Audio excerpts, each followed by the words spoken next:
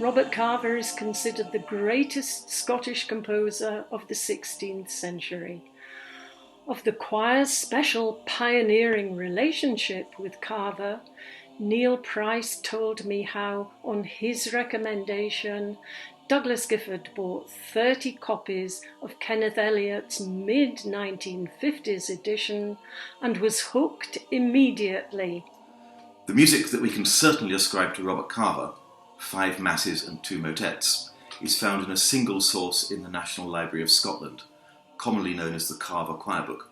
It contains a repertoire of music most likely sung by the choir of the Chapel Royal in Stirling Castle, and also some probably sung at the Church of the Holy Rood close by. The choir book contains a great deal of music. Some is anonymous and maybe perhaps by Carver himself. Several other compositions are by known English composers such as Robert Fairfax and Walter Lamb. And there's also a copy of the Lommar May Mass by Guillaume Dufay. These imported pieces are significant. They are pieces that Carver would have known well and which clearly influenced his own music. An obvious example of this is that he composed his own setting of a mass based on the song L'Homme Armé, the Armed Man, the only British mass based on this popular continental song.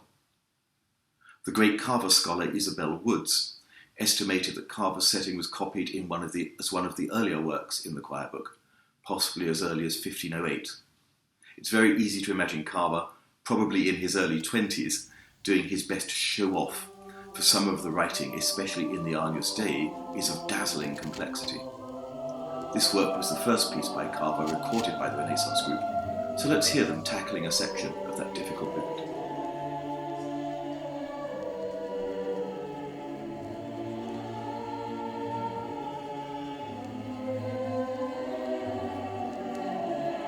If I can be allowed a personal memory here, I recall writing out my own edition of this Mass in 1983, coming to terms with the difficulty of the counterpoint, and lamenting the fact that the only way I could hear it was by bashing it out on the piano, or by getting a group of friends together and struggling through it, neither method producing very great results.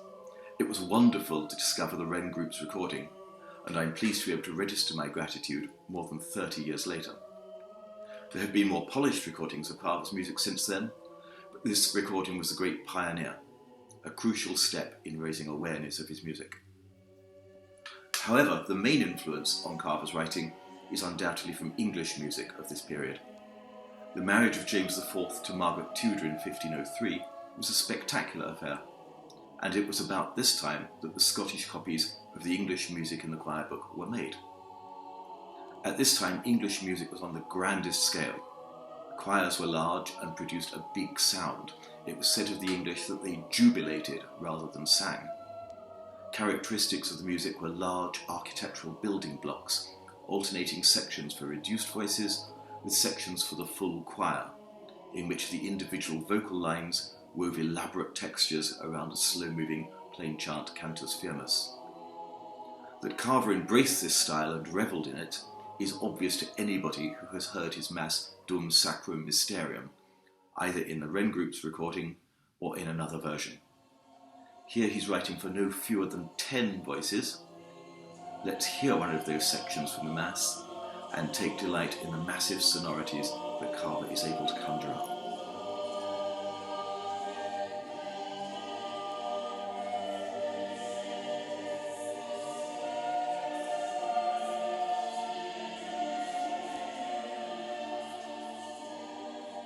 We know that James IV was very proud of his Chapel Royal music.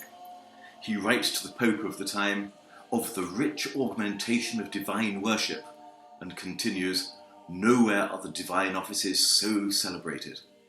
Well, with Robert Carver writing music for the choir, the king was probably entitled to be proud.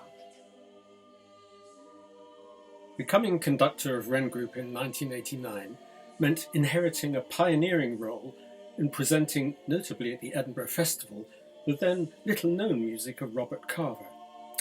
There we performed his masses for 4 and 6 voices, but the work we really took to our hearts was the imposing Dum Sacrum Mysterium Mass for 10 voices. There are 6 parts for tenors and basses, which gives sonorous depth to the tutti sections. With the sopranos often pitched high in their register, the sonic range is at full stretch, and much rehearsal is needed to achieve transparency in inner detail, as well as variety of expression.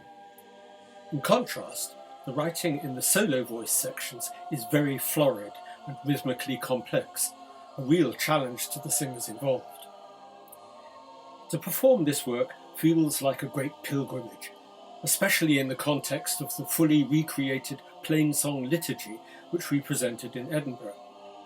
Thereafter, we became evangelists for Carver, taking this Mass on an extended tour of Eastern England, including Trinity College, Cambridge, and the cathedrals of Peterborough and Ely in the amazing acoustic of its Lady Chapel. Later, shortly before I retired, I simply had to include the final Agnus Dei in our 50th anniversary concert. Carver's music shares with other great European composers of the period some intricately wrought vocal writing. But for me, this Mass has a special ruggedness which makes it essentially Scottish. As the huge chords ebb and flow between G minor and F major, the image which I held in my mind in those final pages was that of tidal waves steadily beating against a rocky shore, an image of timelessness.